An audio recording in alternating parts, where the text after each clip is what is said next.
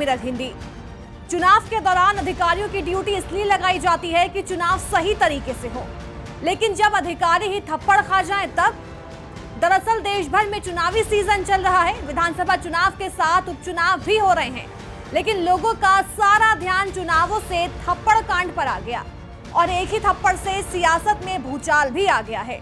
कल देश भर में 10 राज्यों की 31 सीटों पर उपचुनाव हो रहे थे, जिसमें राजस्थान की 7 सीटें भी शामिल थी। लेकिन उपचुनाव के बीच ऐसी घटना हो गई जिसने सभी का ध्यान खींच लिया। दरअसल राजस्थान में उपचुनाव के दौरान एक थप्पड़ की गूंज से पूरी सियासत में खलबली मच गई। ये थप्पड़ कांड टोंक की देवली उनियारा विधानसभा सीट से सामने आया है, जहां उपचुनाव के लिए मतदान के दौरान नरेश मीणा ने एसडीएम अमित चौधरी को थप्पड़ जड़ दिया। थप्पड़ जड़ने के बाद माहौल गर्मा गया। पुलिस बचाने के लिए भागती रही, जूझती रही, लेकिन नरेश ने न आप देखा न ताप, थप्पड़ मार दिया। हालांकि नरेश ने प्रेस कॉन्फ्रेंस कर कहा कि जिन 60 लोगों को गिरफ्तार किया गया वो निर्दोष हैं और साथ ही प्रशासन पर आरोप लगाया कि प्रशासन बीजेपी कैंडिडेट को जिताने में लगे हुए थे। पूरा प्रशासन बीजेपी के इशारों पे काम कर रहा था, सरकार के इशारों पे काम कर रहा था और बीजेपी के कैंडिडेट को जिताने के लिए काम कर रहा था। मैंने जब यहाँ पे कलेक्टर नहीं आई, मैंने यहाँ प्रशासन से कहा कलेक्टर साहब बुला दो। 12-1 बजे तक कलेक्टर नहीं आई। नहीं आने पर मैं यहाँ पर एक जो एसडीएम था, जो मालपुरा एसडीएम, उसको आरोप लगाया हुआ था जानबूझ के, ताकि वो कन्हैयालाल चौधरी की मदद कर सके, बीजेपी की मदद कर सके। उस एसडीएम ने 3 लोगों का फर्जी वोट डलवाया दबाव देके कि तुम्हारी नौकरी खा जाएंगे, तुम्हारे कर देंगे। उन्होंने वोट डलवाया दादागिरी से। एक मैंने जो उसमें आंगनबाड़ी में एक टीचर था, एक और था।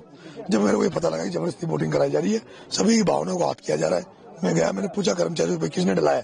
उन्होंने कहा ये एसडीएम ने डलाया है। मैंने एसडीएम को थप्पड़ चढ़ा था, ये बात सही है, लेकिन इसलिए चला था कि उसने कुकर्म किया था, गलत काम किया था। ये नरेश मीणा थे जिन्होंने तमाम बड़ी बातें बोली। हालांकि पुलिस ने नरेश को गिरफ्तार कर लिया। एसडीएम को थप्पड़ जड़ने वाला कोई और नहीं बल्कि कांग्रेस के बागी नेता नरेश मीणा है। ये घटना मालपुरा में हुई, जहां से निर्दलीय उम्मीदवार के रूप में नरेश मीणा चुनाव लड़ रहे हैं। नरेश मीणा उपचुनाव की घोषणा के बाद से चर्चा में है। नरेश मीणा कांग्रेस नेता सचिन पायलट के करीबी और बड़े समर्थक के रूप में पहचाने जाते रहे।